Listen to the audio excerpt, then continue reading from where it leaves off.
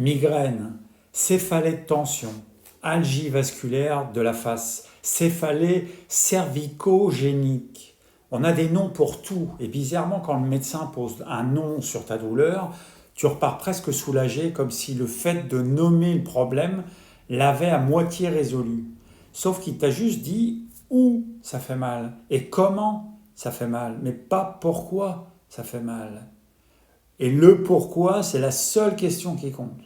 Parce que la migraine, c'est pas une maladie de la tête, c'est un message du terrain, et si tu passes ta vie à éteindre le message sans lire ce qu'il dit, bah tu vas passer ta vie à souffrir. Alors, décryptons ensemble.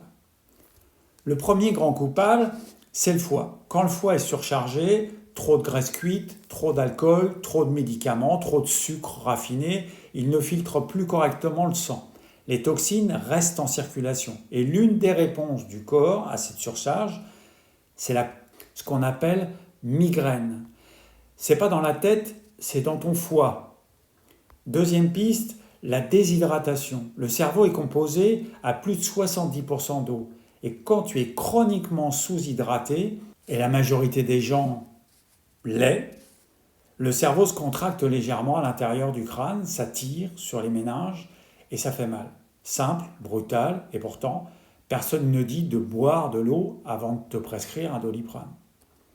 Troisième angle, les intestins. Le nerf vague relie directement ton intestin à ton cerveau. Et quand le microbiote est déséquilibré, quand la paroi intestinale est enflammée, les signaux inflammatoires remontent directement. Et chez beaucoup de gens qui souffrent de migraines chroniques, on trouve en parallèle des intestins qui dysfonctionnent. Ce n'est pas une coïncidence, c'est de l'anatomie. Quatrième, les tensions cervicales. Le crâne repose sur 7 vertèbres.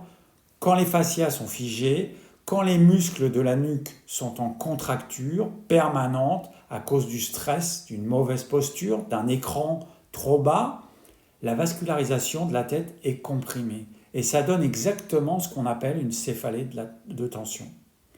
Cinquième, les perturbateurs alimentaires, le gluten, les produits laitiers industriels, les additifs, le glutamate, les nitrates dans la charcuterie. Pour les terrains sensibles, ce sont des déclencheurs directs. Pas pour tout le monde, mais si tu as des maux de tête récurrents et que tu n'as jamais testé une éviction alimentaire sérieuse, tu navigues à l'aveugle. Alors voilà ce que je vois dans ma pratique. Des gens qui ont un tiroir plein d'antidouleurs, qui connaissent le nom de leur mal de tête par cœur, mais qui n'ont jamais nettoyé leur foie, jamais hydraté sérieusement, jamais regardé leur microbiote, jamais touché à leur alimentation. On a soigné le nom, mais pas la cause. Le corps ne fait pas dans le mot de tête pour te compliquer la vie. Il le fait parce qu'il essaye de te dire quelque chose. Et ce quelque chose mérite qu'on l'écoute, encore une fois. Moi, c'est Stéphane Puteau, naturopathe sur l'île de Ré, et en visio, pour ceux qui sont loin. Si cette visio vous a parlé, abonnez-vous. Il y en a beaucoup d'autres à venir.